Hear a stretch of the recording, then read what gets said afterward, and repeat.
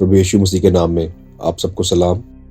मुझे काफ़ी टाइम से रिक्वेस्ट आ रही थी बुक ऑफ इनोक के ऊपर वीडियो बनाने की, लेकिन जो लोग मेरे साथ लंबे टाइम से जुड़े हुए हैं वो जानते हैं कि मैं सिर्फ व्यूज़ के लिए वीडियो नहीं बनाता। जब भी मैं वीडियो बनाता हूँ तो मेरी कोशिश होती है कि मैं पूरे तर्क के साथ उस स्पेसिफिक टॉपिक को आप सबको समझा पाऊँ।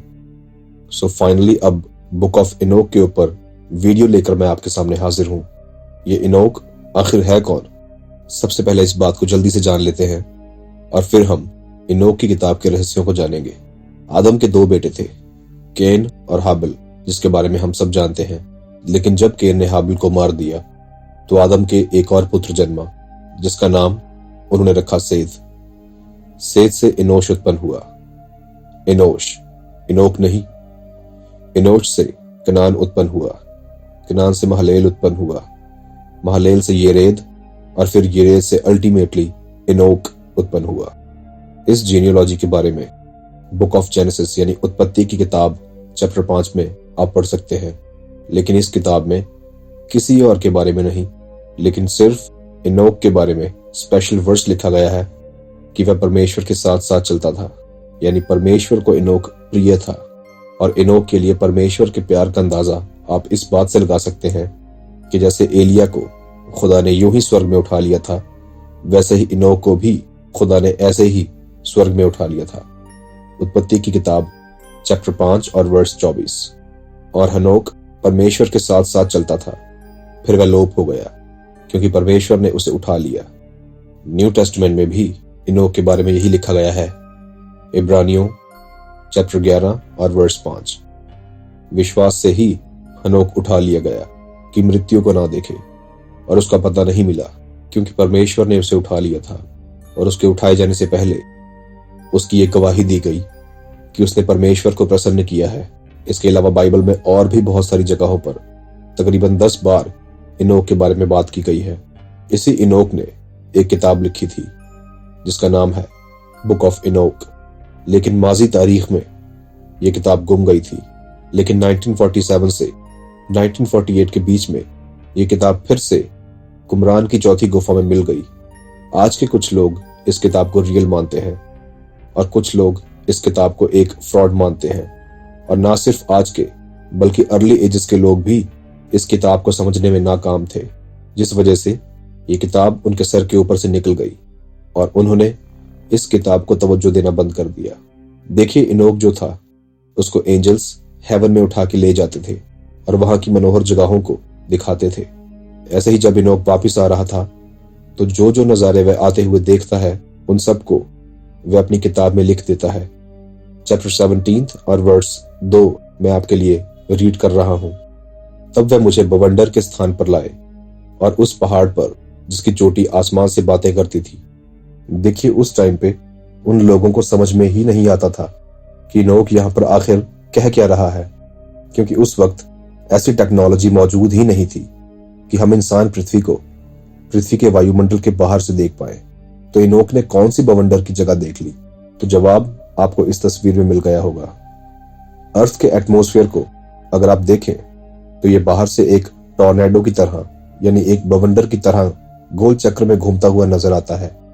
अक्टूबर 24 सन 1946 को इंसानों ने V2 मिसाइल लॉन्च की, जिस पर 35 मिलीमीटर मोशन पिक्चर कैमरा लगा हुआ था, जिसने दिखाया कि अर्थ का एटमॉस्फेयर एक बवंडर की तरह घूमता है, जैसा कि इनोक ने हजारों साल पहले लिखा था। तो जिस चीज को हम इंसानों ने हाल ही में देखा है, उस चीज के बारे में अर्ली एजेस के लोग इमेजिन भी नहीं कर सकते थे। तो उन्हें तो यही लगेगा कि ये किताब बेमतलब की फिजूल बातें बता रही है।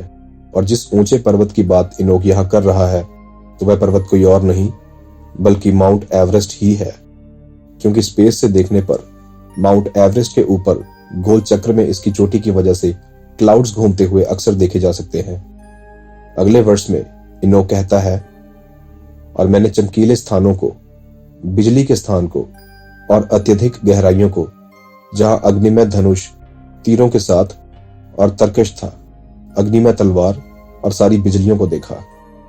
प्लेन से अगर आप कभी सफर करें तो देखेंगे कि क्लाउड्स जो होते हैं वो इतने ज्यादा शाइन कर रहे होते हैं कि वे ऊपर से बहुत ज्यादा चमकीली जगह देखने में लगती है।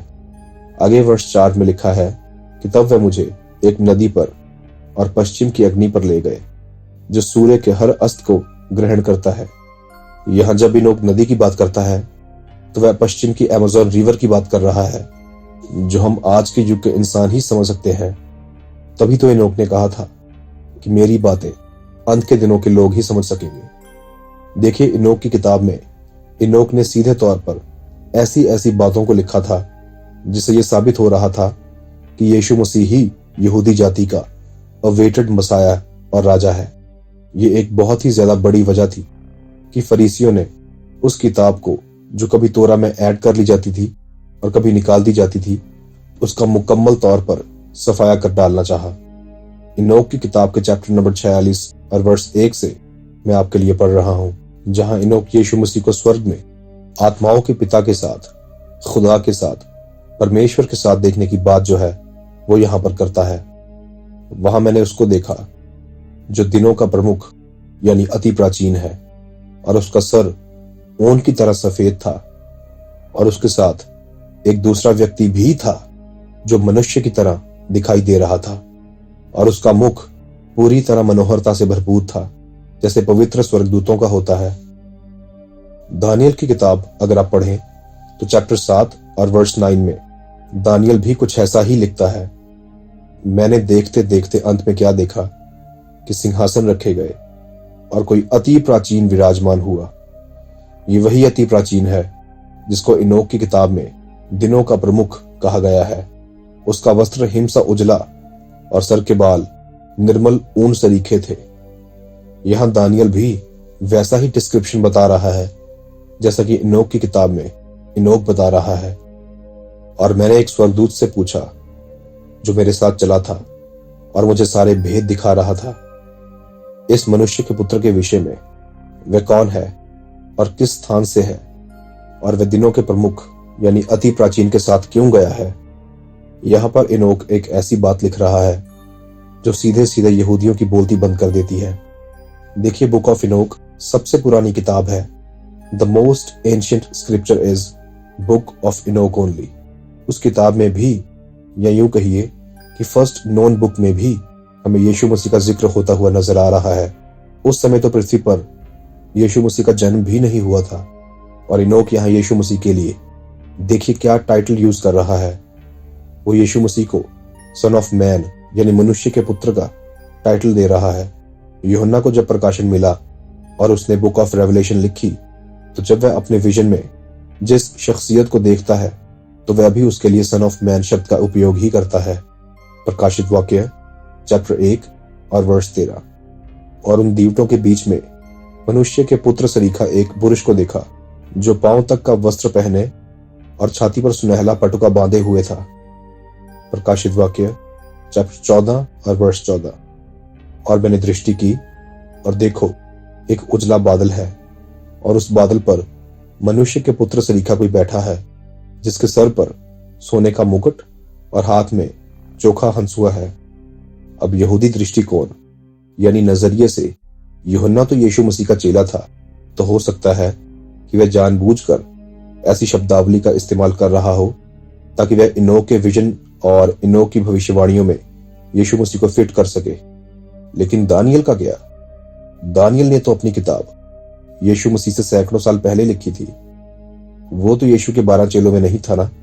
लेकिन दानियल की किताब चैप्टर 7 और वर्ष 13 में दानियल भी जिसको देखने की बात करता है, तो वो यही कहता है कि वह मनुष्य के पुत्र जैसा दिखता है, और वह मनुष्य का पुत्र या सन ऑफ मैन का टाइटल ही उसे देता है, जहां पर आकर यहूदी फंस जाते हैं। दानियल की किताब चैप्टर 7 और वर्ष 13। मैंने रात में स्वप्न देखा, और देखो, मनुष्य के संतान सा कोई आकाश के बादलों समेत आ रहा था, और वह उस अति प्राचीन के पास पहुंचा और उसको वे उसके समीप लाए। यीशु मसीह ने ना जाने कितनी ही बार मनुष्य का पुत्र टाइटल देकर बात की। आगे हम फिर से रीड करते हैं बुक ऑफ इनोक चैप्टर 46 और वर्ष 3। और उसने मुझे उत्तर दिया और कहा, वह मनुष्य का पुत्र है जो धर्मी है और जिसमें धार्मिकता वास करती है, और वह भेदों के सारे खजानों को प्रकट करता है, क्योंकि आत्माओं के प्रभु ने उसे चुना है और उसका भाग आत्माओं के प्रभु के समान अनंत काल तक सच्चाई में सब चीजों पर बलवंत होगा। अब यहां पर बाकी नबियों के अलावा हम देख सकते हैं कि खुद एंजल यानी स्वर्गदूत सेम उसी टाइटल को यूज करता है और कहता है कि खुदा ने, परमेश्वर ने उसे चुना है, जिसके बारे में यशायाह भी अपनी किताब चैप्टर 42 और वर्स 1 में लिखता है, मेरे दास को देखो जिसे मैं संभाले हूं, मेरे चुने हुए को जिससे मेरा जी प्रसन्न है। मैंने उस पर अपना आत्मा रखा है और वह अन्य जातियों के लिए न्याय प्रकट करेगा। इस पूरे चैप्टर का अगर आप अध्ययन करें तो उसका लिंक डायरेक्टली इनोक की किताब से ही जुड़ता हुआ आपको दिखेगा और यशायाह की किताब को तो यहूदी बहुत इंपॉर्टेंस देते हैं। सो यीशु मसीह का यहूदियों का मसीहा होने की बात ना माननी पड़े, इसलिए सभी इथोपियन बाइबल स्कॉलर्स बताते हैं कि फरीसियों ने, यहूदियों ने बुक ऑफ इनोक को कुचलने का बहुत बड़ा मास्टर प्लान बनाया और उन्होंने कहा कि बुक ऑफ इनोक एक फ्रॉड है और ये किताब इनोक ने कभी लिखी ही नहीं, क्योंकि अगर वह इस बात को मान ले कि बुक ऑफ इनोक ने ही लिखी है तो उन्हें इस बात को भी मानना पड़ेगा कि यीशु मसीह ही यहूदियों का राजा है, मसीहा है। लेकिन अब जबकि अंत के दिन आ पहुंचे हैं, हम अंत के दिनों में जी रहे हैं, तो आज हमारे सामने सब कुछ धीरे धीरे प्रकट होना शुरू हो गया है। जैसा कि लूका चैप्टर 12 और वर्स 2 से 5 में लिखा है कि कुछ ढपा नहीं जो खोला ना जाएगा और ना कुछ छिपा है जो जाना ना जाएगा।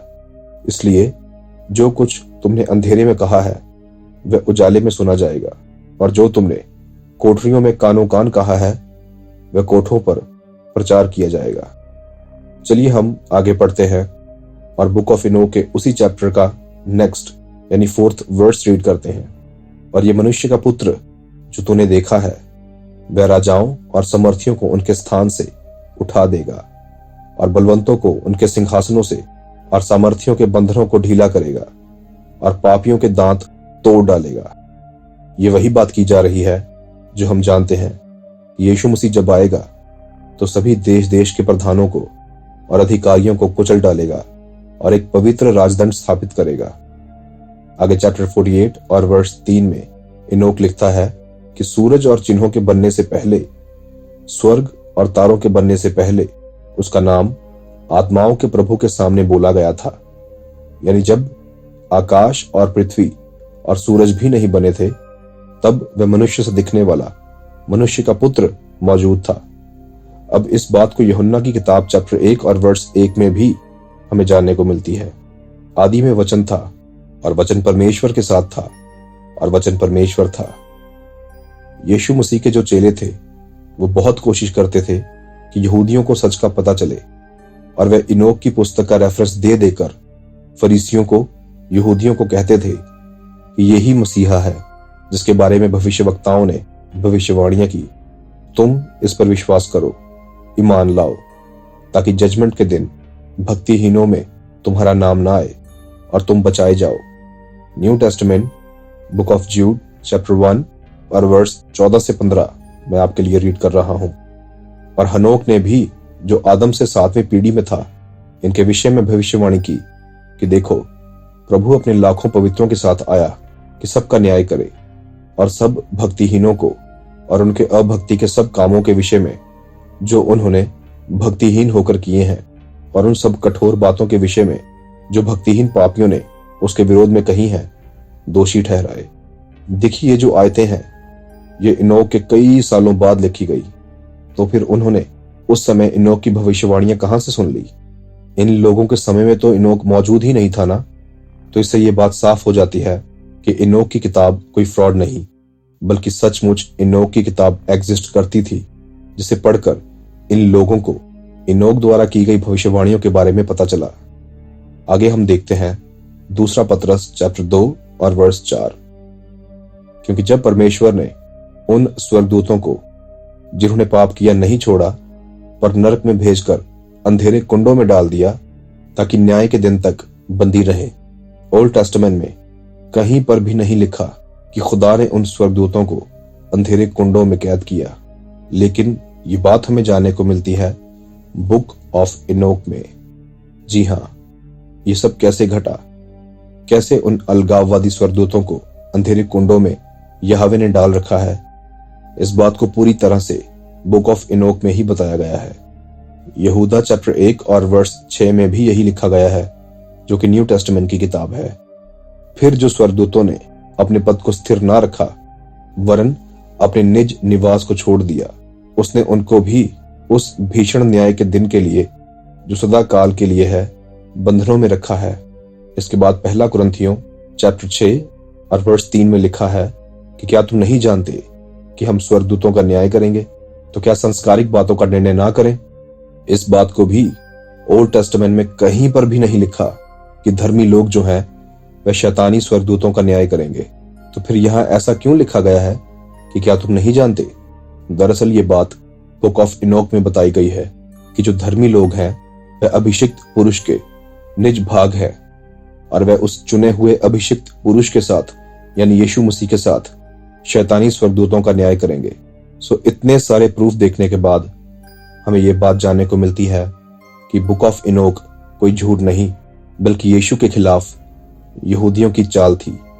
जैसा कि माइकल लेक और रैंडल डी चेस्टनट कहते हैं कि यहूदियों ने यीशु मसीह को और यीशु से जुड़ी हुई हर चीज को पना कर देने की हर मुमकिन कोशिश की, जिसमें कि बुक ऑफ इनोक भी मौजूद है। और क्योंकि यहूदियों ने इस किताब को रिकॉग्नाइज नहीं किया, इसलिए मसीहियों ने भी बिना सच्चाई को पहचानने, बिना सच्चाई की जांच पड़ताल किए इस किताब को दरकिनार कर दिया, सिर्फ यहूदियों की ओर देखते हुए। इथोपियन बाइबल जो है उसमें आज की डेट में भी बुक ऑफ इनोक इंक्लूडेड है। मेरी एक वीडियो पर एक मोहतरमा ने कमेंट किया था कि book of Enoch is fake और मसीहियों को बुक ऑफ इनोक रीड नहीं करनी चाहिए। मैं उस कमेंट का स्क्रीनशॉट नहीं दिखाना चाहता ताकि उस मोहतरमा के कमेंट पे जाकर लोग रिप्लाईज देना ना शुरू कर दें, लेकिन आप इस बात से लोगों की मानसिकता देख सकते हैं कि किस तरह से आज के मसीही बिना रिसर्च किए कुछ भी मान लेते हैं, कुछ भी धारणा धर लेते हैं। यीशु मसीह के खुद चेले उस किताब को रीड करते थे, और आजकल के मसीही बिना सोचे, बिना समझे, बिना जांच पड़ताल किए इसे गलत बता देते हैं। मत्ती की पुस्तक चैप्टर 22 और वर्स 23 में कुछ सदूकी लोग जो ये मानते हैं कि मरे हुओं का पुनरुत्थान यानी जी उठना पॉसिबल ही नहीं है, यीशु मसीह के पास आए और यीशु से पूछा कि हे गुरु, मूसा ने कहा था कि यदि कोई बिना संतान मर जाए तो उसका भाई उसकी पत्नी से शादी करे और उसके लिए संतान उत्पन्न करे। अब हमारे यहाँ 7 भाई थे जिन्होंने बारी बारी से पहले भाई की पत्नी से शादी की और बिना संतान उत्पन्न किए मर गए, और इस सब के बाद वो औरत भी मर गई। तो जब इनका पुनरुत्थान होगा तो वह किसकी पत्नी होगी। मत्ती की पुस्तक चैप्टर 22 और वर्स 29 से 30 तक।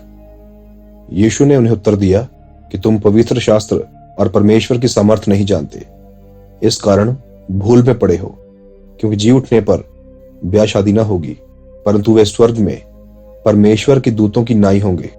अब सवाल ये आता है कि यीशु यहाँ कौन से पवित्र शास्त्र की बात कर रहा है। तो जवाब है, यीशु यहाँ बुक ऑफ इनोक की ही बात कर रहा है। बुक ऑफ इनोक चैप्टर 15 और वर्स 4 से 7 में इस चीज के बारे में लिखा है, and you were spiritual, Holi, living an eternal life, but you became unclean upon the woman and begot children through blood of flesh, and lusted after the blood of man, and produced flesh and blood, as they do, who die and are destroyed. And for this reason I give men wives, so they might sow seed in them, so that children might be born by them, so that deeds might be done on the earth. But you formerly were spiritual, living an eternal, immortal life for all the generations of the world. For this reason, I did not arrange wives for you, because the dwelling of the spiritual ones is in heaven. यहाँ पर हमारे उद्धारकर्ता Jesus Christ खुद book of Enoch का reference देते हुए देखे जा सकते हैं। ऑलराइट, तो मैं आशा करता हूं कि आज बुक ऑफ इनोक के बारे में आपको कुछ नया सीखने को मिला होगा। अगर आप पहली बार मेरे चैनल पर आए हैं तो मैं रिक्वेस्ट करता हूं कि प्लीज आप नीचे दिए गए लाल रंग के सब्सक्राइब के बटन पे क्लिक कर लीजिए और साथ वाले बेल आइकन को भी प्रेस कर दीजिए, ताकि जब भी मैं कोई नई वीडियो अपलोड करूं तो उसका नोटिफिकेशन आपके फोन में पहुंच जाए। ये बिल्कुल फ्री है। अब मैं आपके साथ एक पर्सनल बात करना चाहता हूं। काफी दिनों से मेरी तबीयत ठीक नहीं चल रही। काफी मेडिसिन खाने के बाद भी कोई असर नहीं हो रहा। आपने देखा होगा कि वीडियोस बनाने की मेरी फ्रीक्वेंसी काफी कम हो चुकी है, जिसकी वजह मेरी खराब तबीयत ही है। इसलिए मैं आप सबसे रिक्वेस्ट करता हूं कि प्लीज आप मेरे लिए दुआ कीजिए, क्योंकि मेडिसिन का भी असर नहीं हो रहा है।